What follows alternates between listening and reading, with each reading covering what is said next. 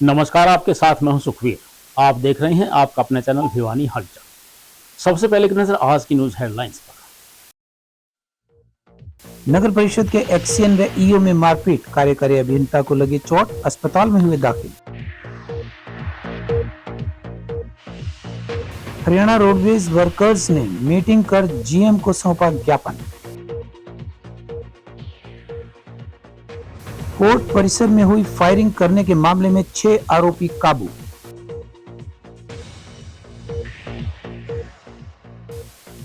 गोरक्षा दल के सदस्यों ने सांसद धर्मवीर सिंह को सौंपा ज्ञापन। बाजरे की खरीद को लेकर किसानों को नहीं होगी कोई दिक्कत, कहा मंडी सुपरवाइजर। किसी भी राष्ट्र की अस्मिता उसकी भाषा से जुड़ी होती है, कहा बुद्धदेव आर्य। महाराजा अग्रसेन जयंती महोत्सव में विभिन्न प्रतियोगिताओं में छाए लिटिल हार्ट्स के छात्र।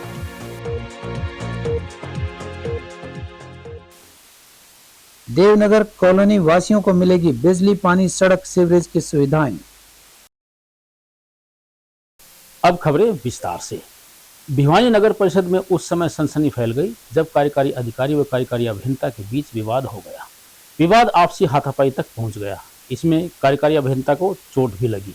चोटिल अधिकारी को अस्पताल में दाखिल होना पड़ा, परंतु उसको जल्द ही अस्पताल से छुट्टी दे दी गई। नगर परिषद चेयरपर्सन प्रतिनिधि भवानी प्रताप सिंह ने बताया कि नगर परिषद कार्यालय में किसी न किसी काम को लेकर भागदौड़ रहती है, झगड़े वाली कोई बात नहीं है।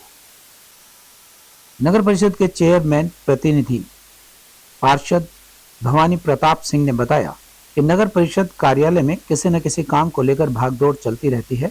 सभी शहर के विकास के कार्यों के लिए जुटे हुए हैं। झगड़े वाली ऐसी कोई बात नहीं थी, आपसी कहासुनी हुई थी।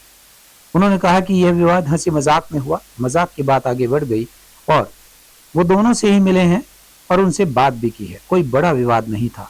बात ही बात में मजाक करते करते गंभीर हो गए थे, लेकिन लड़ाई झगड़ा नहीं हुआ और न ही कोई एमएलआर कटवाई गई। उन्होंने बताया कि कार्यकारी अधिकारी राजाराम व कार्यकारी अभियंता जसवंत दोनों में विकास कार्यों को लेकर डायरेक्टर ऑफिस में बैठक सुनिश्चित हुई थी। उसी बैठक में कहासुनी हुई और बाद में दोनों में समझौता करवा दिया गया। लड़ाई झगड़े की किसी को बात थी नहीं। और ये तो नगर परिषद की अर्जी, हमारे सरकारी कार्यालय आपको पता ही है, किसी न किसी काम को लेकर के भागदौड़ भी रहती है, प्रेशर भी रहता है। तो अधिकारी हमारे सारे बहुत अच्छे हैं और मैं मानता हूँ कि शहर के विकास के लिए हमारे जिस प्रकार से हमारे सभी पार्षद साथी और हमारा पूरा सदन लगा हुआ, उसी प्रकार से हमारे सभी अधिकारी महत्वपूर्ण योगदान दे रहे हैं। ऐसी कोई विशेष बात थी नहीं, कोई झगड़े वाली बात नहीं थी कोई। और छोटी मोटी कहासुनी कोई हो, ये तो पार्ट ऑफ जॉब है, इसमें चलता रहता है। ऐसी कोई विशेष बात नहीं है। चोट भी सर नहीं, वो हल्की फुल्की कोई वो टेबल का वो चलते वक्त को कॉर्नर वगैरह जो छू गया, उससे छोटे मोटे को चोट आई। ऐसी कोई विशेष कोई गंभीर मामला ही नहीं था। और ये तो अधिकारी का कभी हमारा कोई नागरिक किसी कार्यालय में चला जाए, वहाँ कोई किसी काम को लेकर बहस हो जाती है, कभी अधिकारी की किसी जनप्रतिनिधि के साथ बहस हो जाती है, कभी अधिकारी के साथ किसी मुद्दों को लेकर के अनेकों मुद्दे चलते रहते हैं, विकास कार्यों को लेकर के और अन्य चीजों को लेकर के। तो मैं मानता हूँ ऐसी कोई विशेष चीज नहीं है। कोई वजह नहीं थी इसमें, या कोई वाद हुआ। ये हल्की फुल्की एक हाथी ठिठुरों में कई बार बातें छोटी मोटी आगे बढ़ जाती है, मजाक में कुछ चीजें हो जाती है। तो ऐसी कोई विशेष बात नहीं थी, हमने पता किया है और मैं दोनों से मिला भी हूँ और ऐसी कोई विशेष बात नहीं। तो बात ही बात में मजाक करते करते कई बार कई चीजें गंभीर हो जाती हैं। ना कोई मारपिटाई हुई, ना ऐसा कोई झगड़ा हुआ। नहीं, ऐसा कुछ नहीं, कोई एमएलआर नहीं। बस ये गंभीरता ऐसी लगी, वो चलते चलते वहां पे मजाक करते करते छोटा मोटा हाथ पे कोई इस प्रकार से कोई वो पैन लग गया, ऐसे कोई हल्का फुल्का लग गया, तो उससे दिखा कितना बड़ा झगड़ा हो गया। ऐसी कोई बिल्कुल भी ऐसी कोई चीज नहीं है, सामान्य अधिकारी। Haryana roadways workers union Bhiwani से संबंधित कर्मचारियों ने अपनी लंबित पड़ी मांगों को पूरा करवाने की रणनीति बनाने के लिए गेट मीटिंग की। इस बारे में यूनियन के राज्य प्रधान नरेंद्र दिनोद ने बताया कि आए दिन विभाग के उच्च अधिकारी कर्मचारियों के विरोधी फरमान जारी करते रहते हैं, जिससे कर्मचारी परेशान हैं। रोडवेज महाप्रबंधक को ज्ञापन सौंपते हुए उन्होंने कर्मचारी विरोधी फरमानों को तुरंत वापस लेने की मांग की। रोडवेज डिपो प्रधान अनिल सांगवान ने बताया कि मांग दिवस मनाते हुए जीएम रोडवेज को एक ज्ञापन दिया गया है। ज्ञापन भेजकर यूनियन ने अपनी मांगों को लागू करने और उच्च अधिकारियों द्वारा कर्मचारी व विभाग विरोधी जारी फरमानों को तुरंत वापस लेने की बात कही है। अन्यथा नवंबर महीने में हरियाणा रोडवेज के सभी डिपो में जन जागरण अभियान चला जाएगा। उन्होंने कहा कि इलेक्ट्रॉनिक बसों को प्राइवेट रूप से ना चलाकर रोडवेज के कर्मचारी चलाएं तथा रोडवेज के नियम के अनुसार ही बसें चलें तो वो इलेक्ट्रॉनिक बसों को चलने का कोई विरोध नहीं करेंगे। अगर प्राइवेट बस चली तो इनका विरोध किया जाएगा। उन्होंने बताया कि इससे पहले पूर्व परिवहन मंत्री व उच्च अधिकारियों की मौजूदगी में अनेक मांगों पर सहमति बनी थी, जिसके परिपत्र अभी तक जारी नहीं किए गए। नरेंद्र दिनोद, राज्य प्रधान हरियाणा रोडवेज वर्कर्स यूनियन। आज हमने जो मीटिंग की है, आज all India road transport worker federation का हमारा प्रोग्राम है। पूरा देश लेवल पे ये प्रोग्राम है, हमारी यूनियन उससे जुड़ी हुई है। तो आज तमाम सरकार जो निजीकरण करने पर उतारू हो रही है पूरा देश के अंदर, उसका आज हम हरियाणा रोडवेज वर्कर्स यूनियन विरोध करती है। हम सरकार से मांग करते हैं कि जो ये प्राइवेट रोडवेज को कर रहे हैं, इनको प्राइवेट ना करके, कोई जनता की मांग नहीं है, कोई छात्रों की मांग नहीं है, किसी कर्मचारी की ये मांग नहीं है कि रोडवेज को प्राइवेट किया जाए। हम सरकार से मांग करते हैं कि रोडवेज के अंदर जनसंख्या के आधार पर 10,000 बसें शामिल करे ताकि 50,000 55,000 लोगों को एक रोजगार मिल सके और जनता को बेहतर सुविधा मिल सके। हम ये कहना चाहते हैं कि रोडवेज पूरे देश के अंदर कई दफा मेडल लाई है, इसलिए किलोमीटर के हिसाब से, तेल की कम खपत के हिसाब से, दुर्घटना कम करने के उसमें, इसलिए हम ये मांग करते हैं कि रोडवेज का बेड़ा बढ़ाया जाए, क्योंकि रोडवेज एक ऐसी संस्था है जो पूरी तरह से सुरक्षित और सेवा दे सकती है और प्राइवेट पे कोई विश्वास नहीं किया जा सकता। मैं अनिल फौजी, हरियाणा रोडवेज वर्कर्स यूनियन का डिपो प्रधान भिवानी। हमारी यूनियन एफिलेटेड है सर्व कर्मचारी संघ हरियाणा एवं all India roadways transport workers federation. उस यूनियन के आह्वान पर आज 12 सितंबर को ऑल ओवर इंडिया में मांग दिवस मनाया जा रहा है। उसी से संबंधित आज हम भी अपनी मांगों के लिए मांग दिवस में शामिल हैं और हम यूनियन की नीतियों के ऊपर चलते हुए गवर्नमेंट की नीतियों का विरोध करते हैं। इस अवरोध हम ज्ञापन भी देंगे। माननीय परिवहन मंत्री से 2023 में मीटिंग हुई थी, वो मांगे मान ली गई थी, उनको आज तक भी लागू नहीं किया गया है। जैसे चालक परिचालक का पे ग्रेड है, लिपिक का पे ग्रेड है, हमारी छुट्टियों की ईएल छुट्टियां होती थी उनकी कटौती कर दी गई थी, प्राइवेट बसों को लिया जा रहा है। हमारी मांग, मान्य हुई मांगों को लागू किया जाए एवं हमारा बेड़ा बढ़ाया जाए, जिससे एक बस पर 7 व्यक्तियों को रोजगार मिलेगा तो बेरोजगारों को रोजगार भी मिलेगा और आम जनमानस को सुविधा भी मिलेगी। हमारी यूनियन मांग करती है कि इन मांगों को जल्द से जल्द लागू किया जाए और नहीं तो आने वाले आगे टाइम में बड़े आंदोलन का भी ये रूप ले सकते हैं। 4 सितंबर को कोर्ट परिसर में चाय की दुकान पर बैठे मोखरा निवासी लवजीत पर गोलियां चलाने के मामले में सीआईए स्टाफ टीम व स्पेशल टास्क फोर्स ने संयुक्त कार्रवाई करते हुए तोशाम बाईपास से 3 और आरोपियों को गिरफ्तार किया है। पुलिस ने आरोपियों से ऑस्ट्रेलिया व तुर्की की बनी हुई 4 पिस्तौल व 20 कारतूस भी बरामद किए हैं। पत्रकारों से बातचीत करते हुए एसपी सुमित कुमार ने बताया कि पुलिस व स्पेशल टास्क फोर्स मामले की संयुक्त रूप से जांच कर रही है। उन्होंने चेताया कि जिले में अपराध व अपराधियों के लिए कोई जगह नहीं है। अपराध करने वालों के खिलाफ सख्त से सख्त कार्रवाई अमल में लाई जाएगी। कोर्ट परिसर में हुई फायरिंग के मामले में एसटीएफ रोहतक और भिवानी पुलिस की ओर से 3 और कुख्यात बदमाशों की गिरफ्तारी के बाद पता चला कि घटना के पीछे बड़े गिरोह का हाथ है।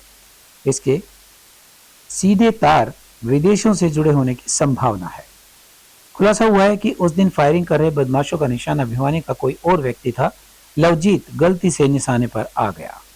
भिवानी के एसपी सुमित कुमार ने गिरोह के नाम का खुलासा न करते हुए कहा कि कुछ डरपोक लोग जेल से छूटकर फर्जी पासपोर्ट के सहारे विदेशों में जा बैठे हैं। वहीं से वो नए लड़कों या अपने पुराने साथियों से सोशल मीडिया के जरिए संपर्क कर वारदातों को अंजाम दे रहे हैं। एसपी ने कहा कि कुछ लोग इन्हें फाइनेंस भी करते हैं और कुछ विदेशी हथियार उपलब्ध करवाते हैं। ऐसे में विदेश में बैठे अपराधी गिरोह से जुड़े बदमाशों सहित जो लोग इनके किसी भी तरह के सहयोगी या संपर्क में हैं, वे सभी लोग पुलिस के निशाने पर हैं। फायरिंग मामले में 2 और शूटर्स को पुलिस की गिरफ्त में आ चुके हैं। इनका जल्द ही खुलासा किया जाएगा। एसपी सुमित कुमार ने बताया कि पकड़े गए बदमाशों में भिवानी जिले के बलियाली गांव के निवासी अमित और अंकित तथा झज्जर जिला निवासी मोंटी शामिल हैं। इनसे 4 विदेशी पिस्टल और 20 कारतूस बरामद हुए। एसपी ने बताया कि ये बदमाश गैंग से जुड़े हैं, ऑर्गेनाइज क्राइम के तहत आपराधिक घटनाओं को अंजाम देते हैं। जो भिवानी में कोर्ट परिसर के अंदर एडवोकेट्स के चैम्बर के पास एक व्यक्ति के ऊपर जानलेवा हमला हुआ था, उस मुकदमे में पुलिस के द्वारा अभी तक 3 अभियुक्तों को गिरफ्तार किया जा चुका है, जिसमें से एक अभियुक्त जिसका जो कि सिरसा का रहने वाला था रोहित, उसके साथ पुलिस मुठभेड़ भी हुई थी और पुलिस मुठभेड़ के बाद उसको गिरफ्तार किया गया था।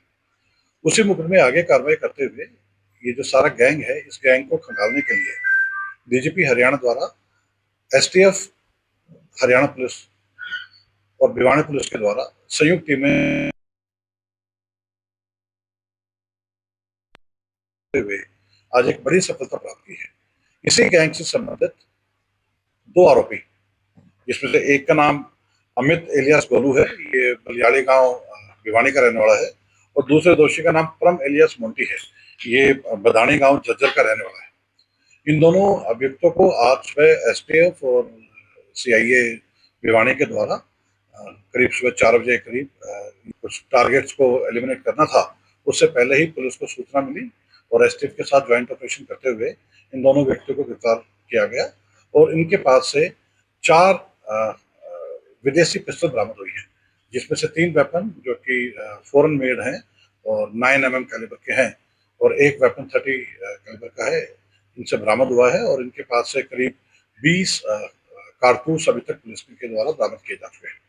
आज माननीय न्यायालय के सम्मुख पेश करके इनका रिमांड हासिल किया जाएगा और इस कड़ी में जो अन्य इनके जो साथियों के नाम आए, एक तीसरा अभियुक्त जिसका नाम अंकित सनोफ नरेश है, ये भी बलियाड़ी भिवानी का रहने वाला है, इसको भी इसी कड़ी में गिरफ्तार किया गया। तो कुल मिला के आज कोर्ट फायरिंग वाले केस में जितने भी दोषी जो इनके गैंग के प्रत्यक्ष करते हुए 3 अभियुक्तों को गिरफ्तार किया गया है और उनसे ये भारी मात्रा में वेपन्स बरामद किए गए हैं। मैं इसमें फर्दर आपको बताना चाहूँगा, ये जैसे कि हमें आइडिया है कि ये एक ऑर्गेनाइज क्राइम के तहत एक्टिविटी कर रहे हैं, कोई इनको फाइनेंस भी करता है, कोई इनको वेपन्स भी प्रोवाइड करवा रहा है। तो कुछ एक ऐसे लोग हैं जो खुद भगोड़े बन के छुप के दुबक्के डरके भागे हुए हैं देश से, और वो यहाँ पे नए लड़कों को जो किसी तरह से भी बरगला के, चाहे सोशल मीडिया के माध्यम से संपर्क करके या पहले कभी भी इनके किसी भी केस में ये पुराने इनके साथी रहे हुए हैं, इनको फर्दर टास्क असाइन करते हैं। तो उसी कड़ी जिन लड़कों की पास इन वारदात में शूटर की भूमिका अदा करनी थी, उनको पैसे पहुंचाने का काम था। ऐसे 2 लड़कों को और पुलिस के द्वारा आइडेंटिफाई किया गया है और उनको भी पुलिस के द्वारा भी पूछताछ के लिए हिरासत में लिया गया है। उनके माननीय न्यायालय के सम्मुख पेश करने के उपरांत उनसे जो और आगे तथ्य हैं वो निकाले जाएंगे। तो न केवल जो लोग उस दिन कोर्ट परिसर की घटना में डायरेक्टली इन्वॉल्व थे, इनको जिसने भी जिस तरह से सपोर्ट किया, चाहे किसी ने इनको पैसे पहुंचाए या किसी ने इनको वेपन्स पहुंचाए या इनको किसी ने डायरेक्शन दी, उस सभी के सभी गैंग के लोग अब पुलिस के रडार पे हैं और अभी तक जैसे मैंने बताया कि 6 आदमी अभी तक अरेस्ट हो चुके हैं और 2 और फर्दर को हमने पुलिस हिरासत में ले लिया है। तो जितने भी इनके गैंग के साथी होंगे सबको न केवल अरेस्ट किया जाएगा बल्कि इनकी पूरी पैरवी की जाएगी, इनको सख्त से सख्त सजा माननीय न्यायालय से दिलवाई जा सके। गोरक्षा दल ने भिवानी श्राद्ध अमावस्या पर सड़कों पर खड़ी गायों को ग्रास देने पर पूर्ण प्रतिबंध लगाने की सरकार से मांग की है। गोरक्षा दल प्रधान संजय परमार ने कहा कि श्राद्ध पक्ष में लोगों के द्वारा गोवंश को खिलाए जाने वाले तले भोजन के कारण ग्रास से उनकी मौत हो जाती है। उन्होंने सांसद धर्मवीर सिंह को इस संबंध में ज्ञापन सौंपा और कहा कि भिवानी वासी गोग्रास को सीधे गोवंश को न देकर गौशाला में पहुंचाए ताकि गोवंश को मृत्यु के ग्रास से बचाया जा सके। गोरक्षकों द्वारा सांसद धर्मवीर सिंह को ज्ञापन सौंपने के बाद प्रधान संजय परमार ने कहा कि श्राद्ध अमावस्या के दिन लोग बड़ी संख्या में सड़कों पर गोवंश को चारा और अन्य खाद्य पदार्थ देते हैं। यह एक धार्मिक और पुण्य का कार्य माना जाता है, लेकिन इसकी अधिकता गोवंश के लिए जानलेवा साबित हो रही है। उन्होंने बताया कि जरूरत से ज्यादा खाने से गोवंश बीमार पड़ जाते हैं और कई बार उनकी मौत भी हो जाती है। उन्होंने कहा कि श्राद्ध अमावस्या पर प्रत्येक व्यक्ति गोग्रास देते समय यही कहता है कि उसने तो 2 रोटी ही दी है, 2 रोटी में गाय का क्या बिगड़ जाएगा, लेकिन वे इस बात से अनजान होते हैं कि उससे पहले तथा उसके बाद में भी न जाने कितने ही व्यक्ति उस गाय को खीर, पूरी, हलवा या तला हुआ खिलाते हैं, जो कि गाय की अकाल मौत का कारण बनता है। इस समस्या के समाधान के तौर पर सुझाव देते हुए गोरक्षा दल भिवानी के प्रधान संजय परमार ने कहा कि इस दिन सड़क पर गोग्रास देने पर पूरी तरह से रोक लगा दी जाए। इसके बजाय लोगों को केवल गौशाला में ही गोग्रास देने की अनुमति दी जानी चाहिए। परमार ने सांसद से मांग की है कि वे जिला प्रशासन को निर्देश दें कि उनकी मांग का सख्ती से पालन सुनिश्चित करने के लिए बड़े पैमाने पर प्रचार प्रसार करें ताकि लोगों को जागरूक किया जा सके। सागौन गांव से हमारे पास सूचना आई थी कि वहां पे बाढ़ में जो घर गिरे हुए हैं उनमें कुछ घरों में अंदर जाके कुत्ते फंसे हुए हैं। तो गौरक्षा दल भिवानी के जितने भी सदस्य हैं वो सारे जन सेवा और जनहित में कार्य करते हैं। सूचना मिलते ही हमारी पूरी टीम वहां पर गई और गांव वालों के सहयोग से वो एक किश्ती का प्रबंध वहां पे प्रशासन ने कर रखा है। उस किश्ती में जाके हमने वहां पे बड़ी मुश्किल से, क्योंकि वो बाढ़ में है वो घर और कुत्ते बड़ी मुश्किल से वहां पे काबू में आते हैं। इधर से जाए तो उधर पानी में घुस जाते हैं, उधर से जाए उधर, लेकिन फिर भी हमारे लड़कों ने मेहनत करके उसमें 4 कुत्तों को रेस्क्यू किया और उसको निकाल के वापस ले आए और वहां पे जाके सुखम छोड़ दिया।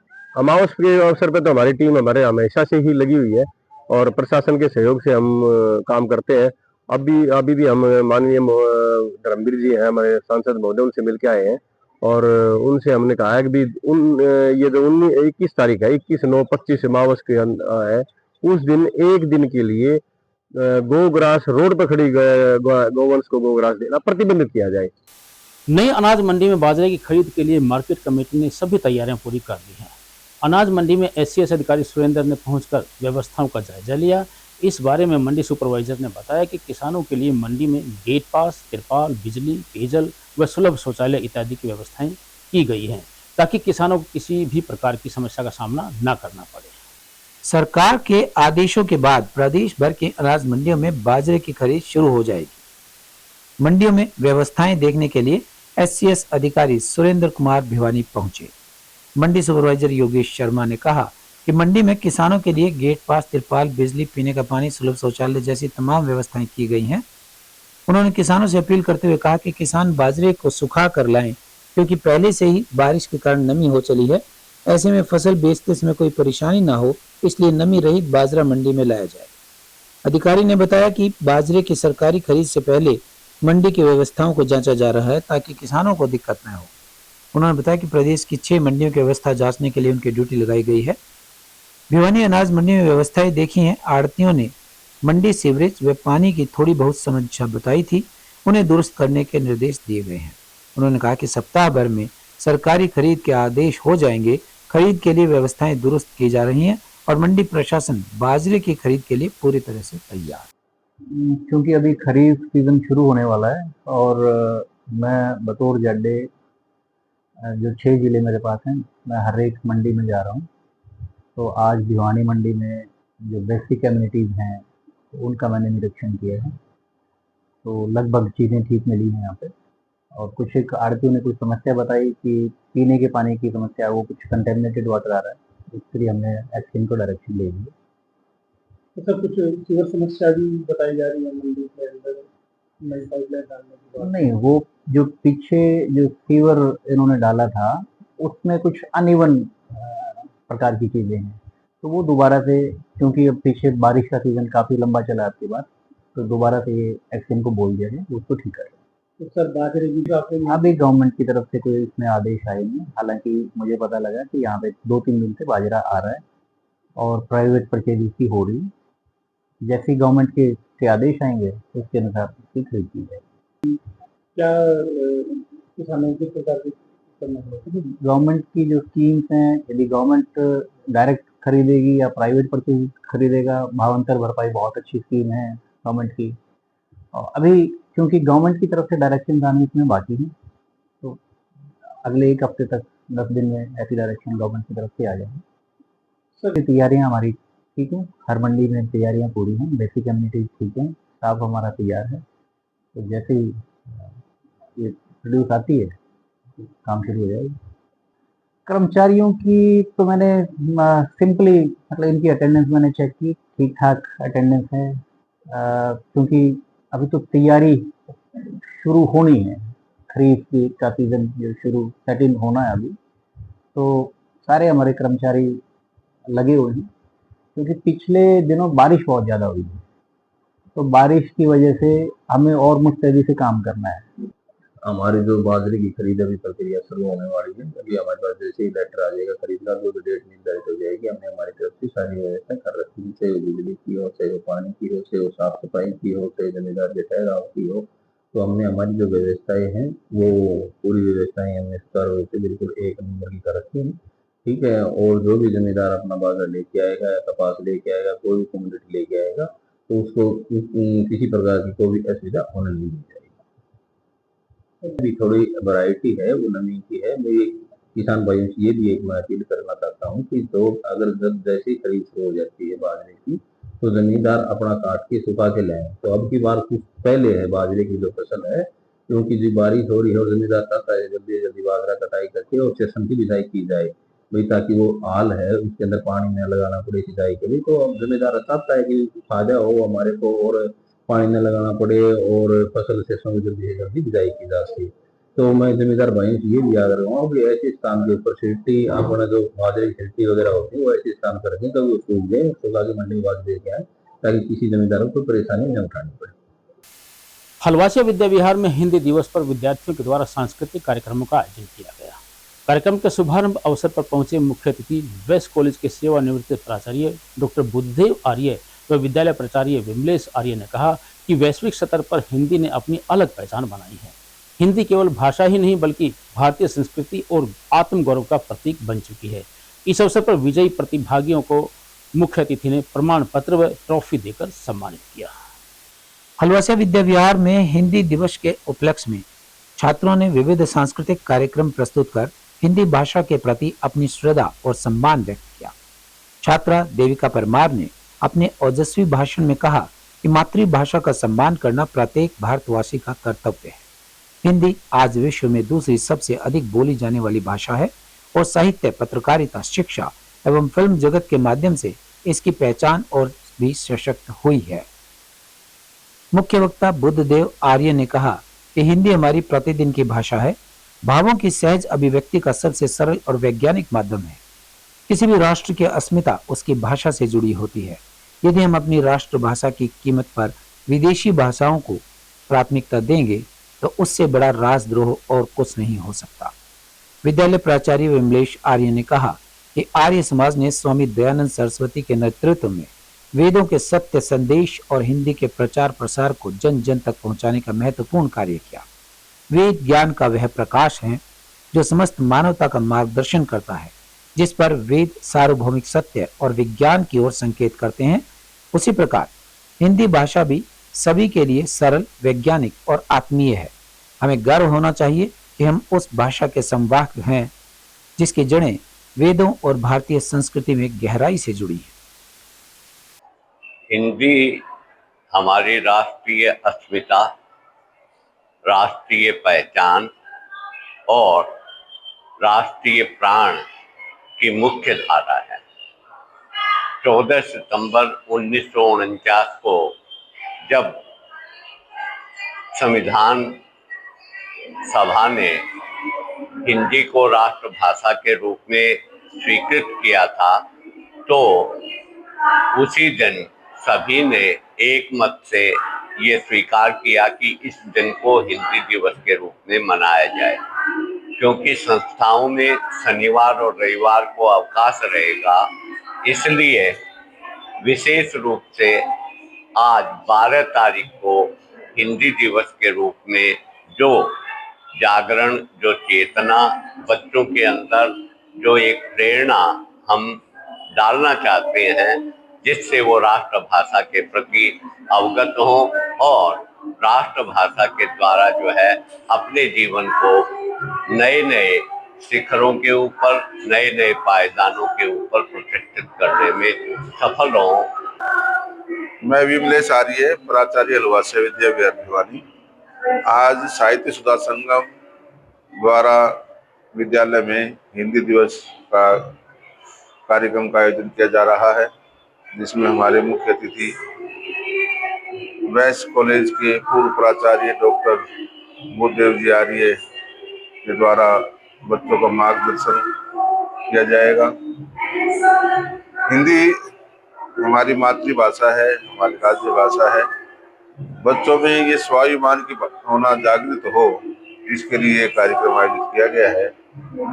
अंग्रेजी के प्रति बच्चों में मोह बढ़ता जा रहा है और हिंदी के प्रति उदासीनता का जो भाव है उसको दूर करने में ये दिवस।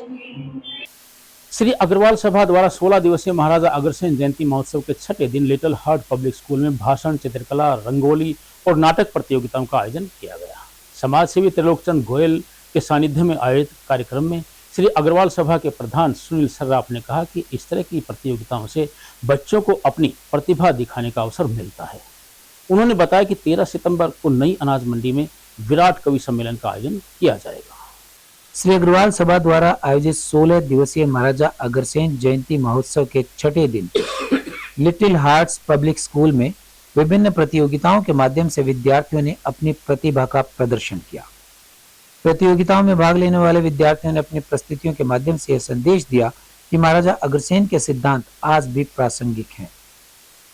अग्रवाल सभा के प्रधान सुनील सराफ ने कहा कि इस तरह की प्रतियोगिताएं न केवल विद्यार्थियों को अपनी प्रतिभा निखारने का अवसर देती हैं, बल्कि उन्हें देश के महापुरुषों की जीवन गाथा से भी परिचित करवाती हैं।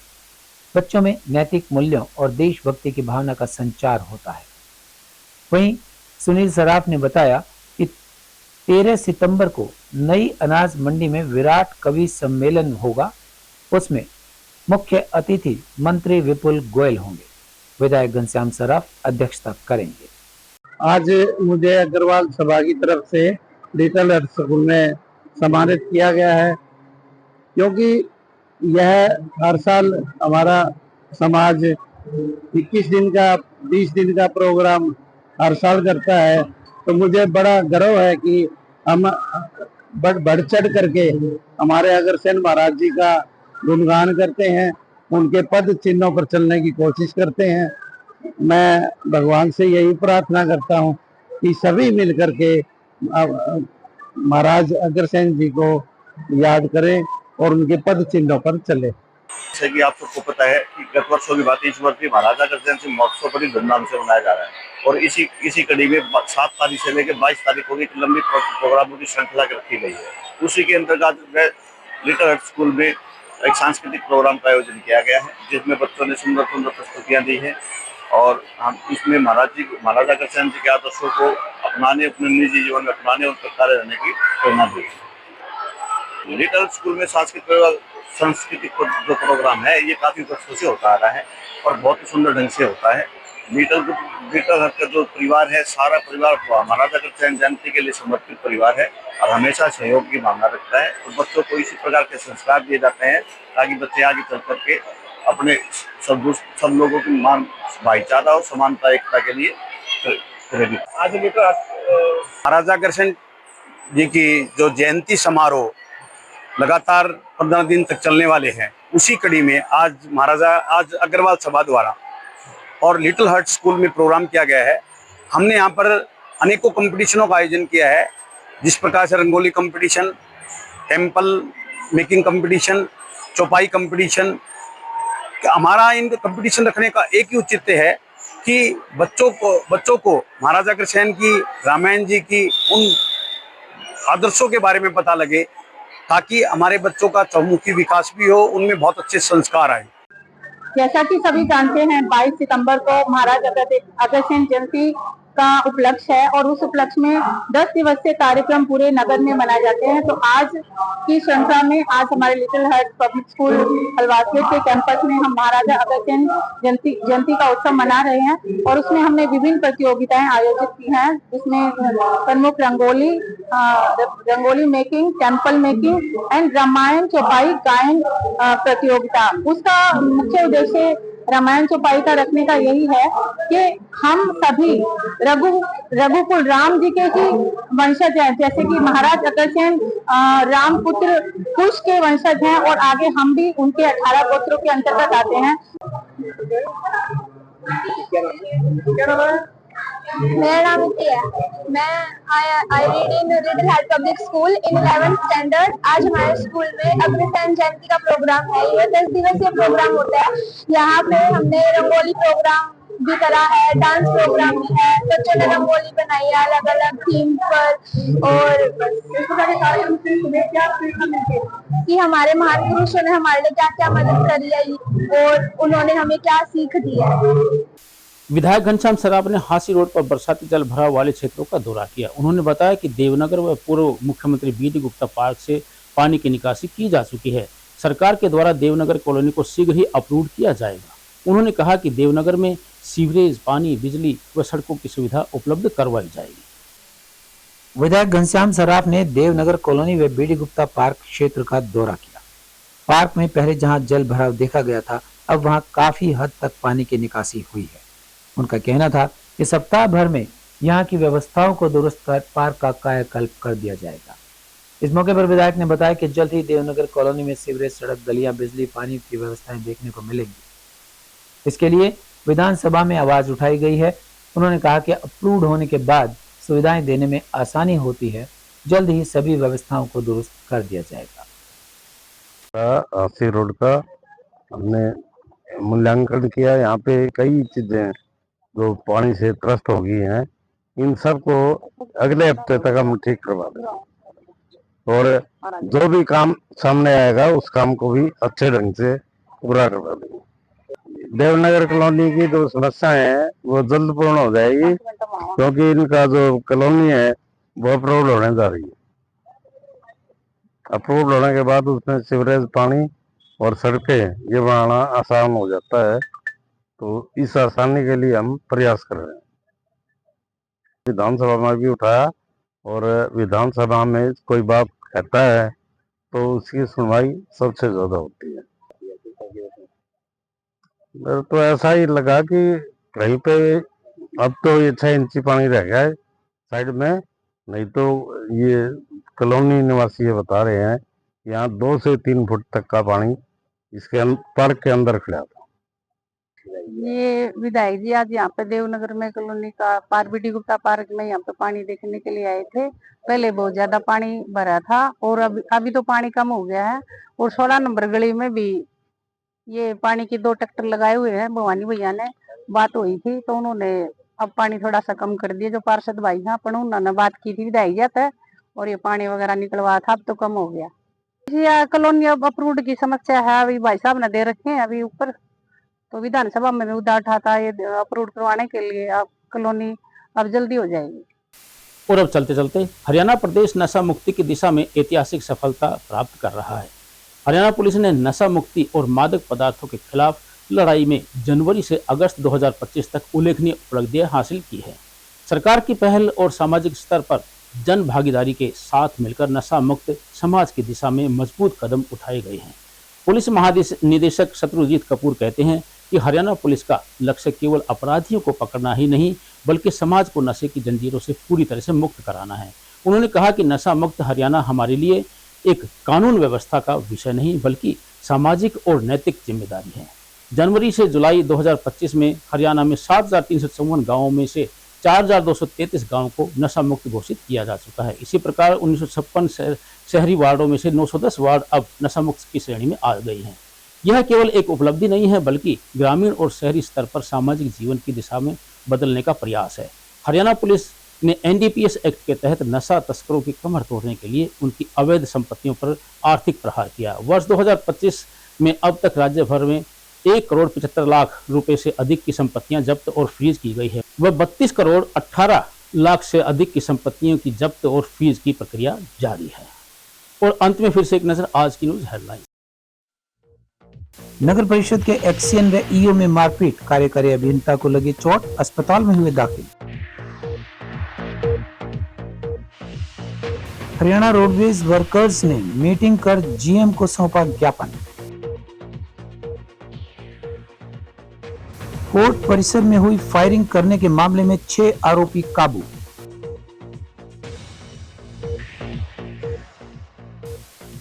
गोरक्षा दल के सदस्यों ने सांसद धर्मवीर सिंह को सौंपा ज्ञापन। बाजरे की खरीद को लेकर किसानों को नहीं होगी कोई दिक्कत, कहा मंडी सुपरवाइजर। किसी भी राष्ट्र की अस्मिता उसकी भाषा से जुड़ी होती है, कहा बुद्धदेव आर्य।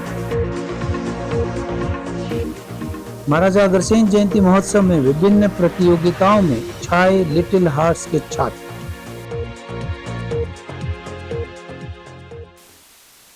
देवनगर कॉलोनी वासियों को मिलेगी बिजली, पानी, सड़क, सीवरेज की सुविधाएं। अब मुझे दीजिए इजाजत। देखते रहिए आपका अपना चैनल भिवानी हलचल।